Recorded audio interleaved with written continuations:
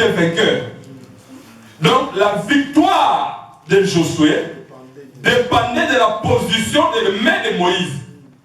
Est-ce que vous comprenez? Laisse-moi te dire, la victoire que tu auras pendant la journée dépend de la façon dont tu fléchis tes genoux le soir ou la nuit. Si la nuit tu ne fléchis pas tes genoux pour prier à Dieu, la journée tu ne vas pas vaincre. La réussite de la vie. Vous savez que la journée commence la nuit, n'est-ce pas? Alors si tu veux avoir une journée réussie, il faut que la nuit tu puisses fléchir tes genoux. Est-ce que vous comprenez comment ça? Amen. Si tu ne pries pas, si l'homme intérieur en toi est mort, tout ce que tu feras, ça ne va pas réussir. Jean dit, je souhaite que tu prospères à tous égards, comme prospère l'état de ton âme. C'est-à-dire, si l'âme prospère, cette prospérité va sortir. Si intérieurement tu prospères, si intérieurement tu es béni, même si aujourd'hui les gens ne voient rien, demain ou après-demain, cette bénédiction va sortir. Mais si intérieurement tu n'es pas béni, tu es médiocre intérieurement, même si aujourd'hui tu es bien, tu apparais beau, belle, plus tard, cette médiocrité va sortir. Si tu veux réussir dans ta vie, sois un homme de prière, une femme de prière. Être une femme de prière, ou bien un homme de prière, ce n'est pas forcément celui qui passe beaucoup de temps dans la prière, non. Mais c'est celui qui est exaucé par Dieu. Parce que tu peux aussi passer beaucoup de temps dans la prière, mais tu pries sans objectif. Je vais vous comprendre. Pendant que le main de Moïse était levé, Josué était vainqueur. Mais Moïse n'était pas seul sur la montagne. Il était accompagné de deux personnes. C'était qui? C'était Aaron et Hur. Et la Bible dit que Aaron et Hur ont vu que Moïse commençait à se fatiguer. Qu'est-ce qu'ils ont fait? Ils ont cherché une pierre.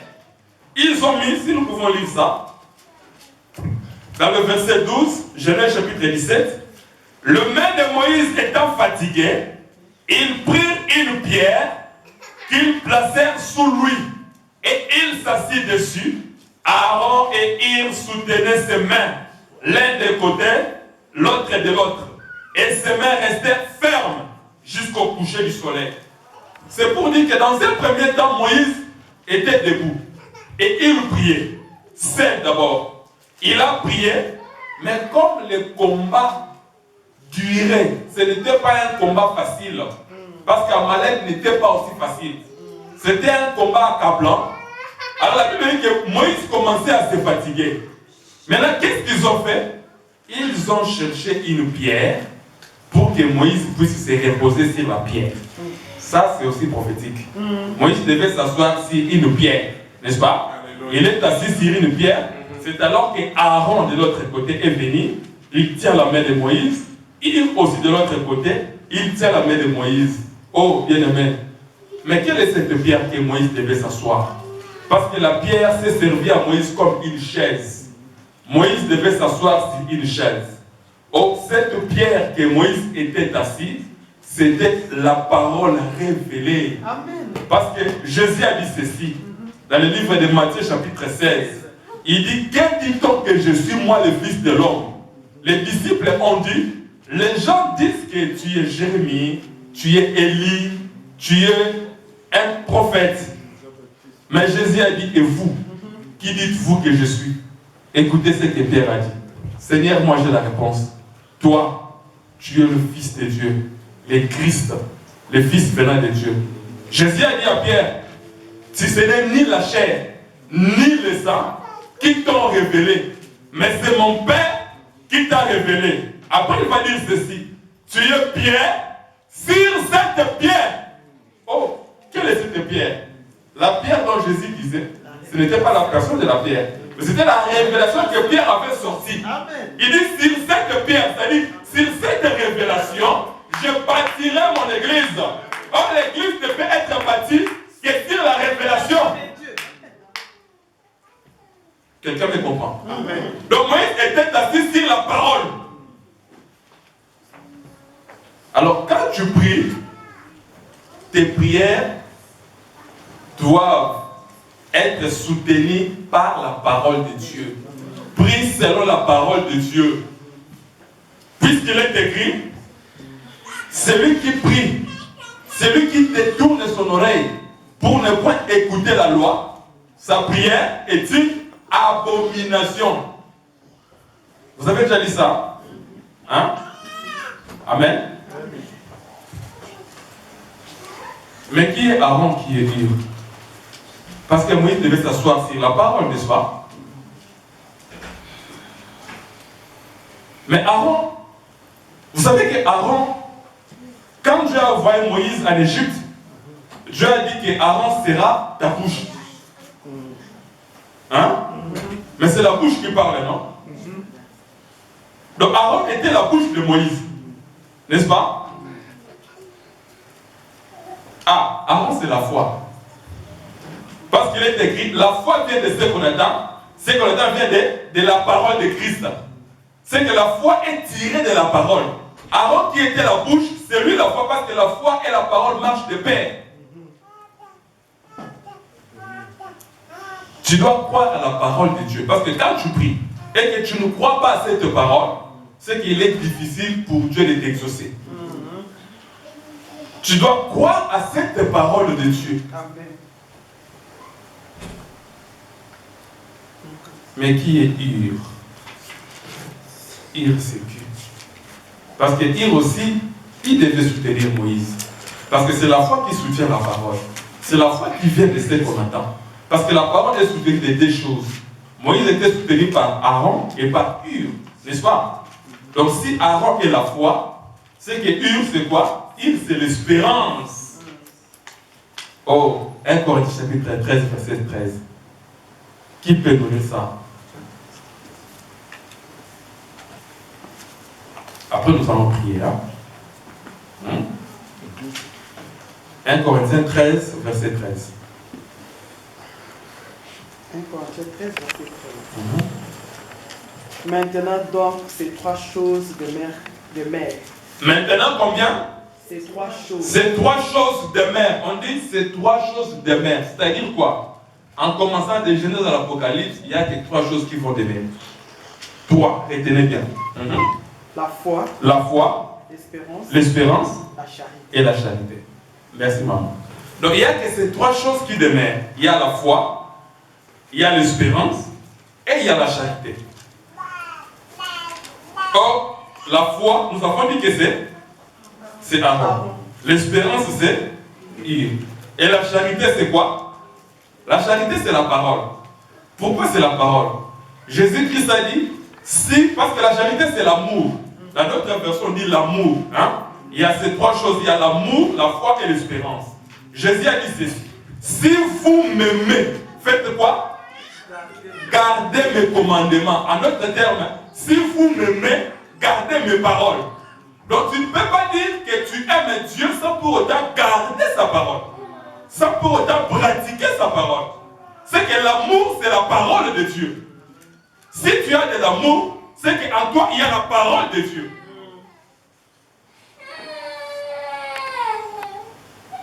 Amen. Alors, voici ces trois choses qui donnent victoire à Josué qui est dans le champ de bataille. Parce que les combats qui s'est passé dans la vallée, Josué contre Amalek, là Moïse n'était pas visible. Moïse était invisible sur le champ de bataille. Mais Moïse se trouvait où? Il se trouvait sur la montagne. Or, c'est sur la montagne qu'on doit chercher la présence de Dieu. La Bible dit, je lève mes yeux sur les montagnes, d'où viendra les secours? Donc les secours nous viennent par la montagne. Or, la montagne est considérée comme étant le siège de Dieu, la maison de Dieu. Est-ce que quelqu'un me comprend? Amen. il y a ces trois choses.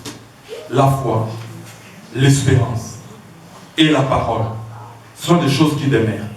C'est-à-dire, si nous voulons prier, nous devons prier par rapport à la parole. Nous devons avoir la foi, croire à cette parole et l'espérance. Parce que Hébreu définit la foi comme étant l'espérance des choses qu'on ne voit pas.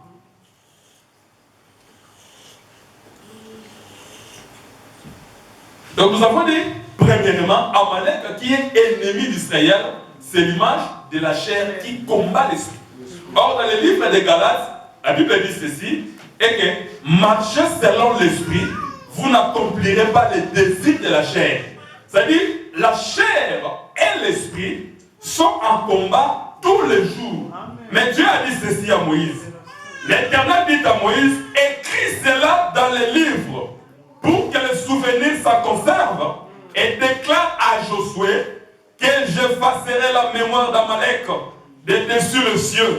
Moïse bâtit un autel et lui donna pour nom l'Éternel ma bannière, c'est-à-dire Jovanissi. Il dit ceci, et il lui donna pour nom l'Éternel ma bannière, Jovanissi. Il dit parce que la main a été levée sur le trône de l'Éternel. Écoutez, il y aura guerre de l'Éternel contre Amalek de génération en génération. C'est-à-dire la guerre d'Amalek contre Josué, c'est une guerre de génération en génération. Mais Josué est déjà mort, Amalek est déjà mort. Où est cette guerre de génération en génération? Laisse-moi te dire, les combats que tu as, c'est les combats de génération en génération. Ces combats-là vont prendre fin les jours où tu vas quitter cette terre. Mais pendant que tu portes ton corps, ces combats, c'est les combats de chaque jour. C'est les combats de chaque jour. Parce que Moïse a levé ses mains. La Bible dit que du matin au soir, c'est-à-dire du matin au soir, cela veut dire de la naissance à la mort. Tant que tu es en vie, sache-le que tu es au combat. Alors ne dors pas. Si tu dors, la chair va te dominer. Et si tu fais la volonté de la chair, tu iras en enfer. Voilà pourquoi nous sommes appelés à chaque fois de venir à l'église pour écouter la parole qui va encore donner de la foi et de l'espérance, enfin d'aller, de progresser, d'atteindre le pays de la promesse qui est Canaan. Or, notre Canaan, c'est le ciel. Quand tu étais en Afrique, excepté les enfants qui sont nés ici, tu priais pour avoir les visas pour venir ici. Mais tu es ici. Est-ce que tu as trouvé la paix? Est-ce que tu es content, tu es à l'aise de ce qui se passe ici? Non. Tu seras toujours dérangé. Voilà pourquoi, pour être soulagé, il faut espérer un jour de quitter cette terre. D'aller au Canaan. Parce que Dieu avait dit à Israël, Canaan, c'est un pays où coule le lait et le miel.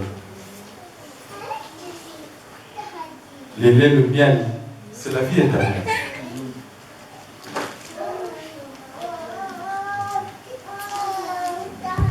Dans la deuxième dimension, Amalek, nous l'avons considéré comme étant la chair, n'est-ce pas? Qui combat l'esprit qui est en nous de ne pas faire la volonté de Dieu.